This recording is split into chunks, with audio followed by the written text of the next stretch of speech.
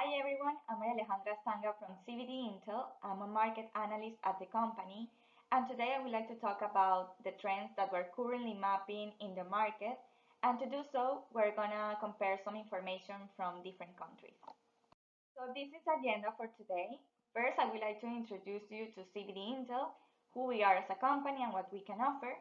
Then I would like to give you an overview of the CBD sector and go into the market trends we're currently mapping this first quarter of 2020. And finally, I'm going to talk about some key takeaways to take from this presentation and what to expect next in the near future of CBD. So of course, I wanted to talk first about our company. We are a consultancy company that provides premium information about the market and on the regulatory framework for the CBD sector. We are covering right now more than 12 markets on the market side, and on the regulatory side, we're covering more than 30 jurisdictions. For us, it's very important to highlight that we are an independent company and that we provide impartial and objective information for the sector. If you visit our website, you will find all the different products we offer, from databases or detailed information about the market or regulatory maps. And right now, we're working with different type of customers. We're working with vaping manufacturers, pharmaceutical companies, companies from the food sector, and also with trade bodies like the FDA. So now let's talk a bit about the overview of the CBD sector. So what is CBD? As you may know, if you work within the sector, you will know that CBD is only one of the many cannabinoids found in the cannabis plant and is mostly known because of its non-psychoactive effects. CBD is used to treat diseases like epilepsy and also for wellness purposes like stress and pain relieving. So where can we find today CBD? Well, CBD is everywhere. We are mapping CBD products within the online channel, and also there are many offline retailers selling CBD like convenience stores, supermarkets, vape shops, head shops, beauty and cosmetic stores, within others. How is it available? Well, right now there's a wide offer of CBD products and CBD formats, and here at CBD-Intel we categorize these products under 9 different categories. And these are oils, topicals, edibles, concentrates, vaping products, pet products, flowers, and also capsules. And who knows about CBD today? If you see this graph, you will see there are 6 different countries, and all of them have different percentages of the population knowing about CBD. If you see the last one, which is the US, which is also the most developed country regarding CBD, you'll find that almost 80% of the population already knows about this product. However, in France, Germany, and Greece, which the markets are not as developed as the US, you'll find that there's still room to educate possible consumers about what CBD is. In contrast, also Switzerland and the UK, which are also European countries, the knowledge about CBD is higher than these other countries that I just mentioned. And what is the usage frequency of CBD? As you may see in this graph, of those people that already knows about CBD and are using CBD, they are mostly daily users. For me, this is very interesting because this means the consumer is trusting the product and is adjusting the product to their daily routines. So that for me means that the sector has many opportunities to keep growing in the future when the consumer has education about what CBD is. So now with having this overview of the CBD sector, let's go into the market trends we are currently mapping this first quarter of 2020 and compare the countries we had for this analysis. So of course, before talking about the market trends, I wanted to give you a background of the information we gather for this analysis. And today we will cover 9 different countries. We will compare the information from these different countries, which are Austria, France, Germany, Italy, the Netherlands, Greece, Switzerland, UK, and also of course the US because it's the most relevant CBD market available right now. How did we gather all the information? We had done before research on the offline channel and of the offline channel of all these 9 different countries. So at the end we gathered all the most prevalent brands from each of the countries, and we took from their websites all their product offerings. I believe because they are the most prevalent brands in each of the countries that they were representative of the market. And with all this information, we will address today the common characteristics and also the differences between these countries regarding what is brand nationality, the type of categories carried by country, and also the evolution of these type of products between the first quarter of 2020 versus the last quarter of 2019. I believe understanding the status of the brands in each of the countries is very important. As you can see here in this slide, we're going to talk about the origin of these prevalent brands. As you can see in the graph above, we're talking about the different number of brand nationalities in each of the countries. If you see the US, we only find these two different nationalities. There's only one brand that is Endoca that comes from the Netherlands and it has an office in the US. So we can probably say that is a local brand also. So that way in the US we're only looking at local brands. The market in the US, there's a lot of competition, there's fierce competition, and it's very difficult for a foreign brand to enter this market. However, if you go to the European countries, you will find that there are many different nationalities in all of them. So the markets are more open to different brand nationalities, and I believe there's wider opportunities for other brands to enter to these markets.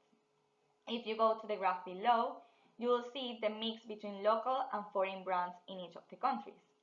So in European countries, even though there are many different brand nationalities, for Italy, Netherlands, Switzerland, and the UK, local brands are still more important and they are in the top brands. However, in the case of Austria, France, Germany, and Greece, you'll see that foreign brands are taking over the market. So this information is good to build your strategies on where to enter if you are introducing a CBD brand or CBD products in the market. As you saw before, we can find differences between each of the markets, but talking about the different number of product categories in each country, they are all very similar. If you see here, they are almost all are covering the 8 different product categories available in the market. In the case of Germany, we couldn't find flowers between top brands, that's why it's only carrying 7 different product categories. But this doesn't mean that flowers are not available in the country. This means that they are not available through top brands. And then in the UK and the US, comparing the first quarter of 2020 versus the last quarter of 2019, we found that the brand Koi CBD introduced a new product into these countries, which is a CBD inhaler, and we couldn't categorize this type of product under the categories already available. So that's why they are into other categories.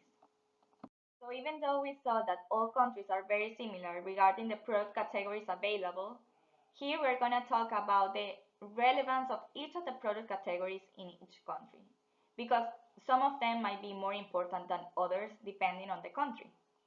As you can see here, you'll see the green bars, which are oils and topicals, and in all cases, they seem to be the most important categories in each of the countries. Nevertheless, in the case of Switzerland and Italy, flowers are the second most important category. In these countries, the laws regarding flowers are more flexible, so it's not surprising to see this wider availability of this type of products. In the case of France, the second most important category is the vaping category.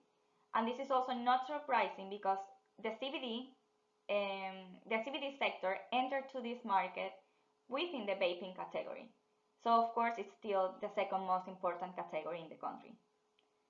Something that I believe is very interesting to highlight here, if you see the yellow bar, if you see the yellow bar in the graph, this refers to pet products. As you may see, in the US, more than 50% of the brands are carrying pet products.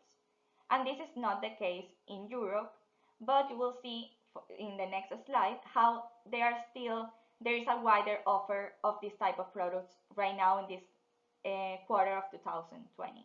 So I think it's important to highlight that even pet products are more available in the US, In Europe, these products are starting to grow. So let's go into the next slide so we can analyze the evolution of the market regarding the number of SKUs available.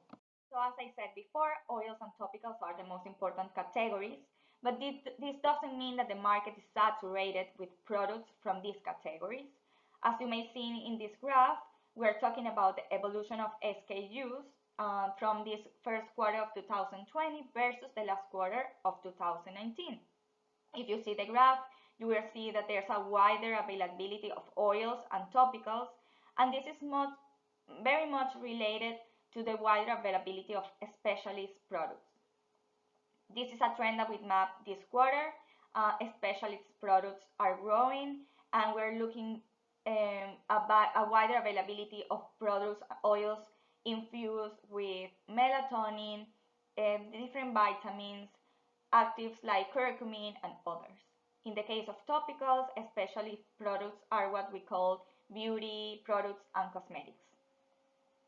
Overall, if you may see here, there's a positive development of the CBD sector. If you see, there's a wider availability of products in all the different categories and in all countries. Pet products, as I said before, is mostly seen in the US, but if you see here, there's also a wider availability of pet products in the European countries. This is not the case in the UK because the UK is very strict regarding pet products, and these type of products are not available in the country. If we see pet products available in the UK, they are mostly being introduced by foreign brands. Also, in Italy, even though we see there's a lesser number of products within the flower category, we should remember that the flower category in Italy is the second most important. So this decrease of the number is not that relevant because these are products that are mostly getting sold out and they're going to be replaced with new SKUs. In the case of the US, the vaping crisis did affect the offer of vaping products. This is not something that we see between e-liquids, but it's definitely affecting the offer of vaping oil cartridges. These cartridges filled with oils did get discontinued this quarter, and we saw this something that really impacted the US. So of course, I wanted to talk a bit more about specialist products because as I said, this is the most important trend that we mapped this quarter of 2020. Specialist products, as I said, are those oils, edibles, and capsules infused with melatonin, different actives, different ingredients, and then those topicals that are beauty products and cosmetics. In the graph, you will see the percentage of brands carrying specialist products, and this is the difference between local and foreign brands. You may see that specialist products were mostly seen within foreign brands, and this is something that might be interesting because these foreign brands are brands that are expanding to different countries. In the case of local brands, very few are offering this type of products, and as we saw, this is a trend that is gonna grow. So I believe this is an opportunity to consider for local brands to consider producing and manufacturing specialist products because they are not going away anytime soon. Then in the US, of course, we're not looking at foreign brands offering this type of specialist products, and it's just because, as we said at the beginning, in the US, there are mostly local brands. Of course, I believe there are some key takeaways to take from this presentation, and I would like to talk about them next. So of course, during the presentation, we have seen that all countries are very similar because they are carrying the same product categories, but the development of each country and each market and the cultural beliefs and the regulations do have an impact on the availability of this type of products. I also wanted to talk a bit more about things that we found in some countries that I believe are interesting. So here, as you can see, in Greece, Austria, and the US, they are trying new options to market this type of products. We're looking at vending machines in these countries selling CBD. In Greece, the brand Enecta, which is very known, was one of the brands to try vending machines. In Austria, they are widely available, selling oils, flowers, and edibles. And in the UK, there are many brands trying this option to sell CBD. As I said before, in Germany, we couldn't find flowers through the top brands, but this doesn't mean that flowers are not available in the country, but this means that regulations regarding flowers are very strict in the country. In the case of France, the market is very unstable, laws are not clear, and this is why the online market is the most important in the country.